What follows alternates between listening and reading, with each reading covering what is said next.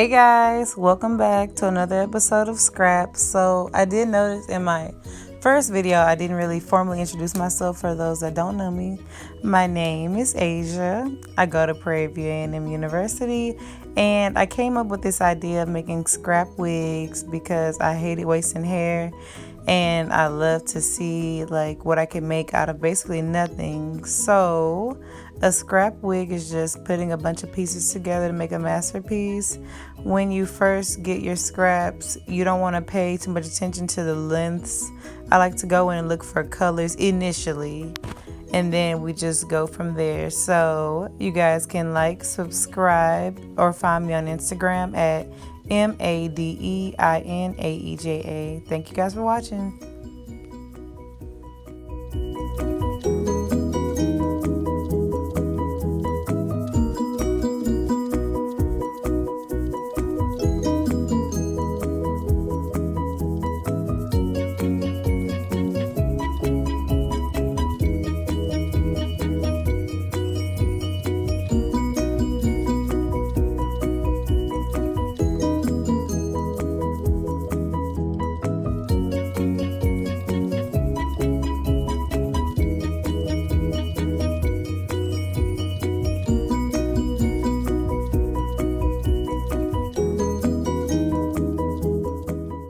So our next step, after we've decided which hair we're gonna pick, we need to comb it out. A lot of the times the hair is really tangly because it's been in the bag for a very long time.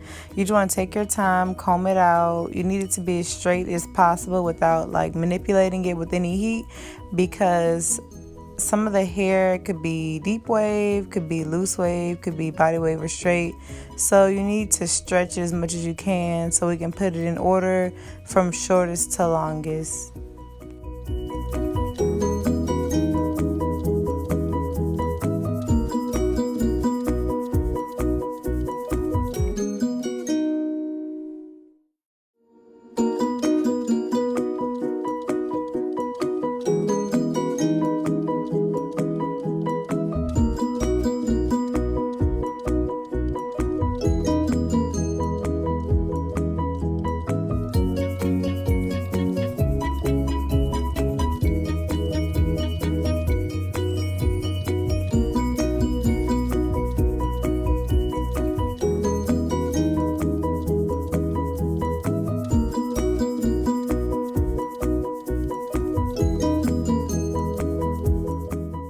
This is my favorite wig cap. It only costs $1.99. I really encourage you guys, never spend over $2 on a wig cap. If you're spending more than that, you're spending too much.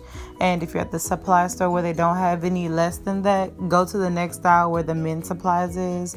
I'm more than sure they have a men's dome cap that they sell for way cheaper. It's the same material, it's the same cap, just different pricing. So use that, and then you'll just sew your closure on as best as you know how. I don't use T-pins anymore, but for those that are just starting, I encourage you to T-pin it down before sewing, just so it doesn't become lopsided.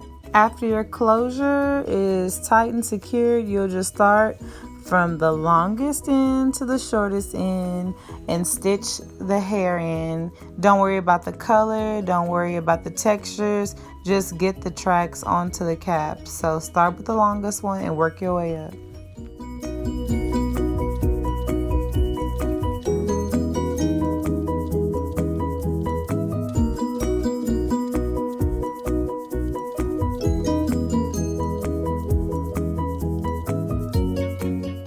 Okay guys, this is how our wig looks after I've constructed it. I've done nothing more, nothing less than what I've told you guys.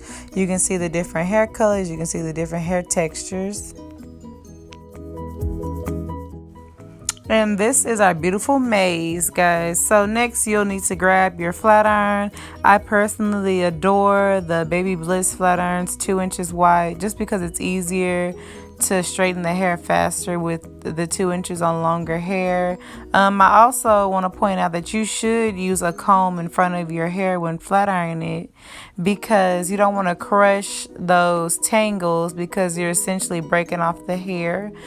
This wig, I would estimate, has about 4 bundles in it. It's extremely thick, very lovely.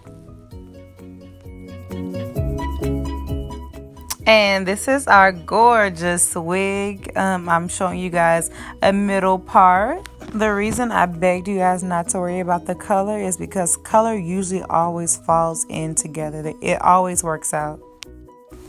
And here is our left side part. Literally, this is the same wig. You don't need to repart your hair, just shift it to the left side. And this is our final part, which is our right part. The same wig, shift your wig, create any look, nothing extra.